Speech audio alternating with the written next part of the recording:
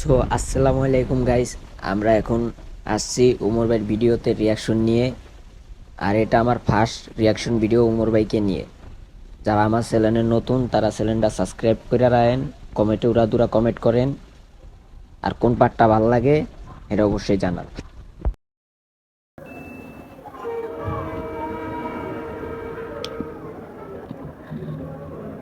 আরে এত অসহায় ট্রেন গাড়িত করে নেয় প্লেয়ার রে। লজ্জা লাগতেছে আমার। বাংলাদেশের বাদে কি এতই খারাপ যে আমাকে মতো ইন্টারন্যাশনাল লেভেলের ক্রিকেটার ট্রেনিং করে দিতেছে। ভাঙ্গির বুলারা ট্রেনে যাইতে লজ্জা লাগে, ম্যাচ যখন হারান মারাও তখন লজ্জা লাগে না? কয়দিন আগে যে দুবাই যে হারন মারাইছিল, কপাল ভালো লেবার বিষয় তো ওই দেশে কামে লাগিয়ে দেয় নাই, প্লেন ভাড়া দিয়ে বাংলাদেশে আনছে। লজ্জা তো লাগে আমাগো যে এত কিছু কাকার বড় রিয়াকশন তো খেলা একশো দেয়। একশো। কাকার কথা আর কি আপনি কে কম। কাকা? বাংলাদেশ ক্রিকেট টিম নিয়ে এরকম উল্টাপাল্টা মন্তব্য করতেছেন। বাংলাদেশ টিমের প্লেয়ার কোন কৃতজ্ঞতা আছে আপনার?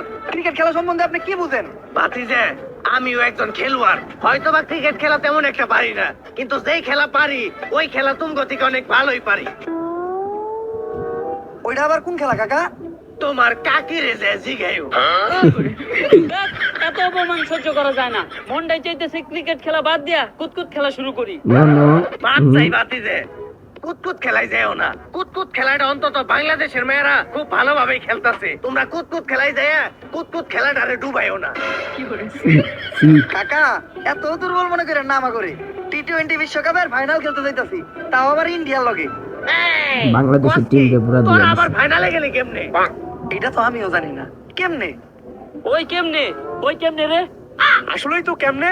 আরে সমীকরণ মিলাইয়া ইন্ডিয়া লগে আফগানিস্তান হারছে, আফগানিস্তান লগে আবার পাকিস্তান হারছে, পাকিস্তান লগে আবার শ্রীলঙ্কা হারছে, অস্ট্রেলিয়ার আবার শ্রীলঙ্কা হারাইছে, শ্রীলঙ্কার আবার পাকিস্তান হারাইছে। এমনি আমরা বাংলাদেশ ফাইনালে গেছি। ও সমীকরণ, তাই তো কই সমীকরণ ছাড়া তো তোকে আবার ফাইনালে ওঠা সম্ভব না। হন, ছোটবেলায় আমার নানি আমার একটা কথা কইতো, সমীকরণ মিলিয়ে যারা ফাইনালে যায় তাগো জোর নাই পুতাই। অনেক হইছে, কথা কই আর শরম পাওয়ার দরকার নাই। ট্রেনের সিটে অন্তত বইয়ে যাইতে দিতাছে, এতে আলহামদুলিল্লাহ। সো গাইস, উমর ভাই এবার কি কমু, বাংলাদেশের টিম গুলো সাথ দেয় নাই। এখন দেখা যাবো সামনে কি হয়। থসব লেটার বাইরেও বলে হালকা পাতলা দিয়া দিছে, দেই। কোন কি ভাই, সিটে বসে যাইতে তো টিকিট লাগে, আর আমগো কারো কাছে তো টাকা নাই, আমরাই তো যাইতেছি আপনার ভরসায়। টাকা তো আমার কাছেও নাই।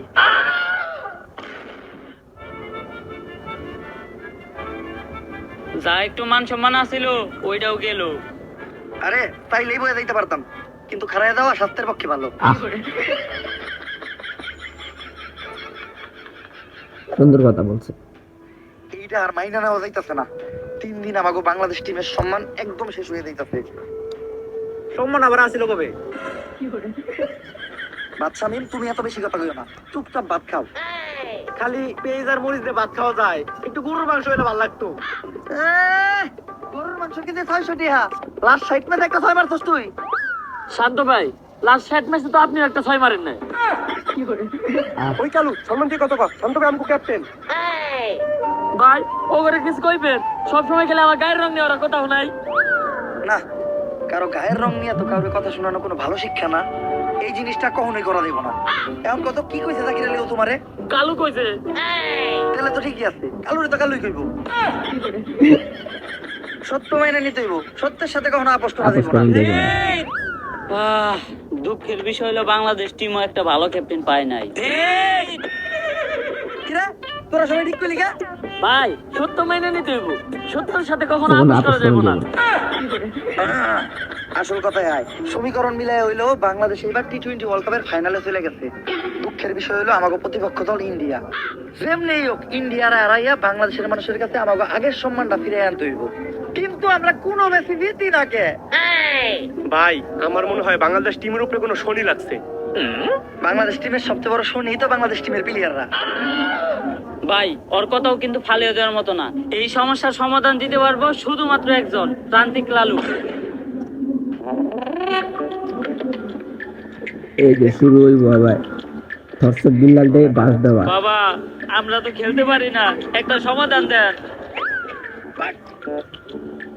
এই নে তিন গাছের গুড়া। খেলা শুরু হওয়ার 40 মিনিট আগে খাবি, সব সমস্যার সমাধান।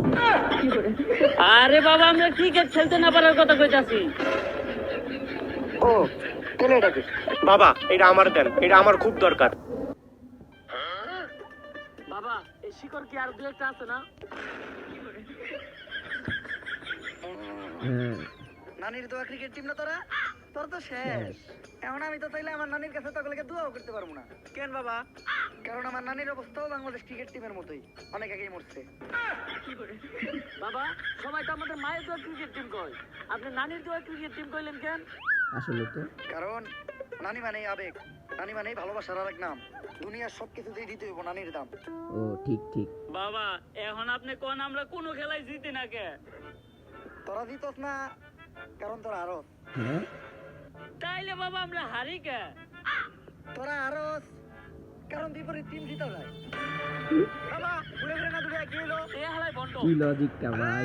এই, আমার একজ ভণ্ড ওইরা দিব এমন মন্ত্র নগদে তোর পাখি হয়ে যাবো 2 খণ্ড।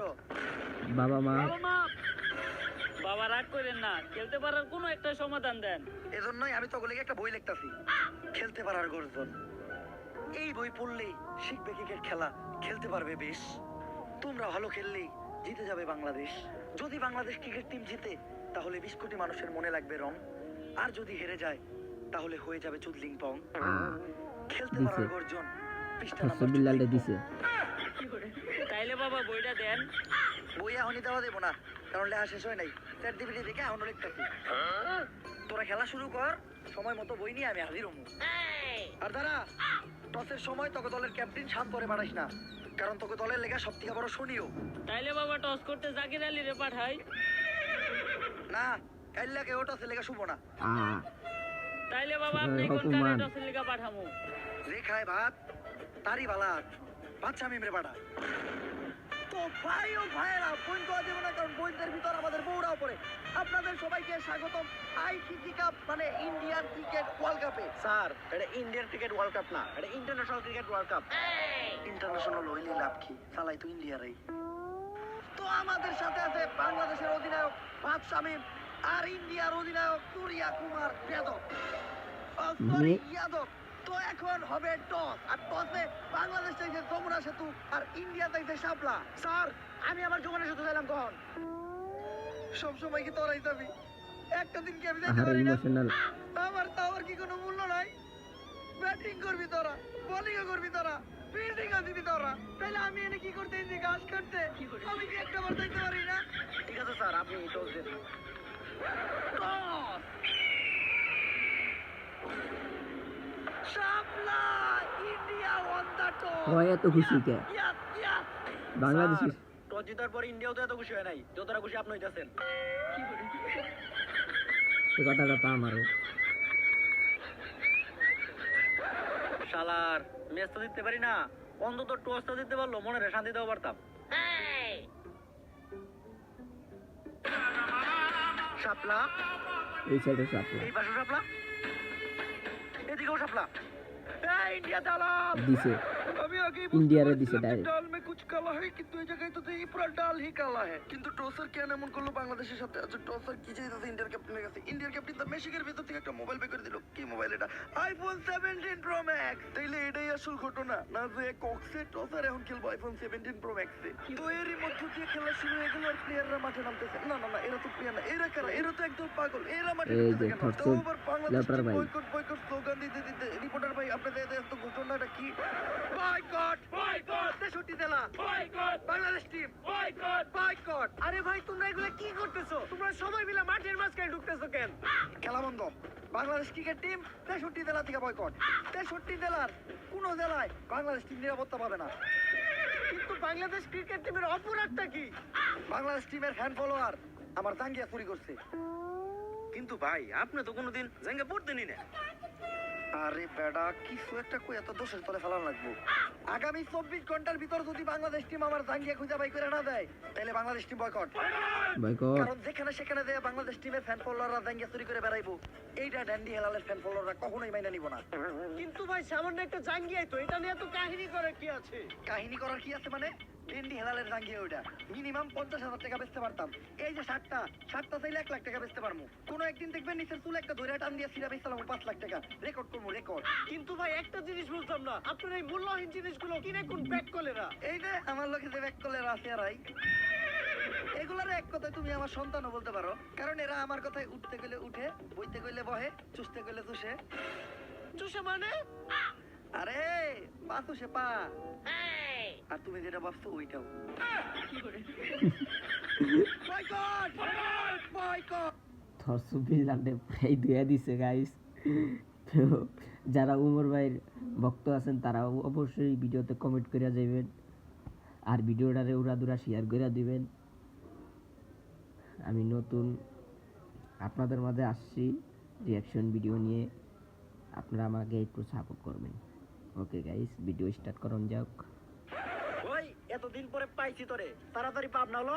আরে ডাক্তার সাহেব, আপনি হেলাল ভাইরে কই নিয়ে যাইতেছেন? আরে ও তো মানসিক ভারসাম্যহীন পাগল, এতদিন পাবনা পাগলা ঘরে দিয়েছিল, পলে আইছে, তাই আবার ওরে দইরা পাগলা ঘরে নিয়ে যাইতে আইছি।